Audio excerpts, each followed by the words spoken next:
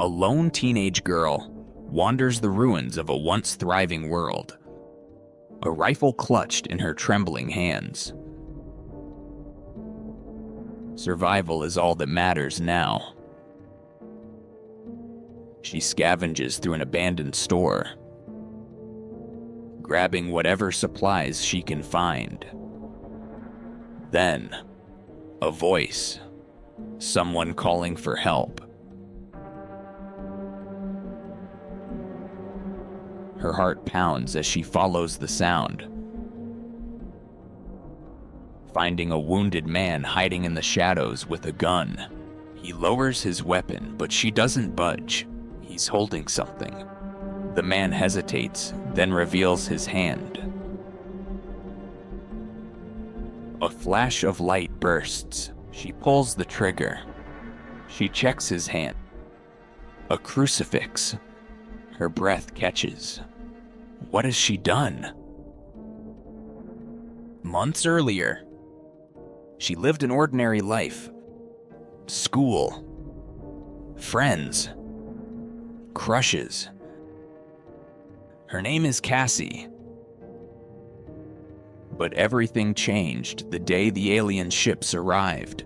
Towering, silent, and unmoving, they loomed over cities like omens of doom. Humanity called them the Others. Then came the waves. The first wave, a massive electromagnetic pulse, wipes out all power. Cars stopped.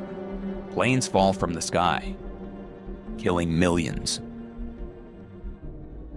The second wave. Earthquakes and tsunamis tear through cities, drowning anyone in their path. The third wave, a virus, invisible, unstoppable. It spreads through birds, claiming billions. Cassie watches helplessly as her mother succumbs. In the aftermath, Cassie, her father, and her little brother Sam find refuge in a survivors' camp. They think they're safe. They're wrong. One day, the military arrives, led by Colonel Vosh. He promises safety, hope. We're here to help. It's about time. The children are separated from the adults and taken away in buses. But before Cassie can board with Sam, he forgets his teddy bear. I can't go without him. She runs to grab it, just a moment too late. The buses drive off, leaving her behind. Then Vosh reveals the truth. The fourth wave has begun. The Others aren't just attacking. They're among us. They're using human bodies as hosts. Panic erupts. Gunfire rings out. Cassie watches in horror as the soldiers execute the remaining adults, including her father. Meanwhile, Sam and the other children arrive at a military base called Camp Haven. It seems like salvation. Ben Parrish, once the golden boy of Cassie's high school, is among the recruits. He trains under the ruthless Sergeant Resnick. The recruits are conditioned to kill. Given weapons and shown how to identify the others. Those who supposedly have a glowing green skull under their special scanners. Cassie continues her journey to find Sam. But danger lurks everywhere. On an abandoned freeway, a sniper's bullet tears into her leg. She collapses, slipping into unconsciousness. She wakes up in a stranger's home. A young man named Evan Walker has saved her. He's kind, gentle, too good to be true. As he tends to her wounds, Cassie grows suspicious.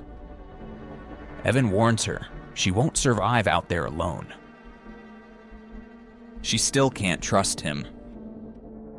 She sneaks into his room.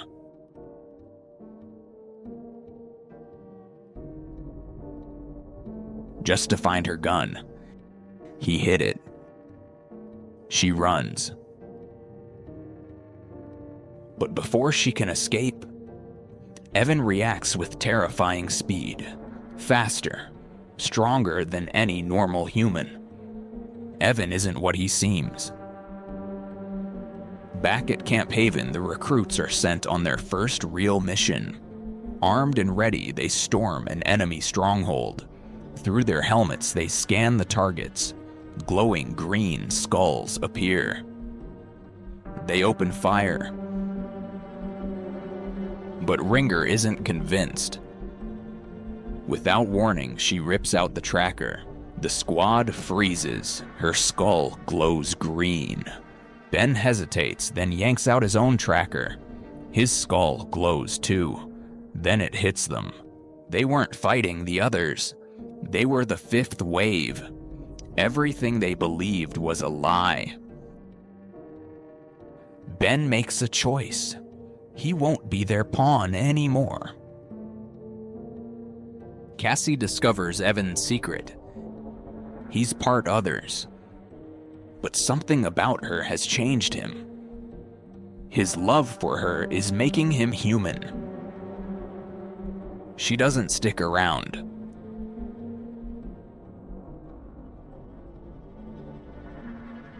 Alone, she infiltrates Camp Haven,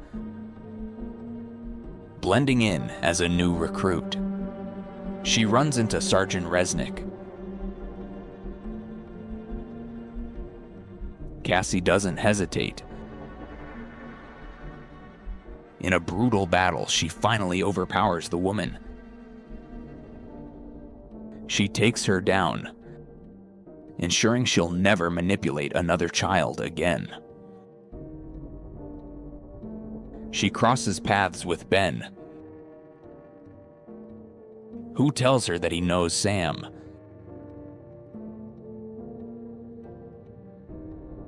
They rush to find him. But before they can leave, Evan catches up. He's not here to stop her. He's here to end this. He tells Cassie he's planting explosives.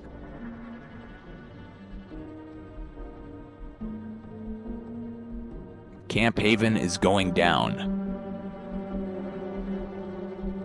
Cassie and Ben rush to Sam, pulling him to safety just in time. They barely make it out before the explosion rips through the camp. Just when it feels like they might not make it, help arrives. They jump into the car and drive away from the burning wreckage. It was supposed to be a safe haven. Instead, it was a lie. And now, it's nothing but rubble.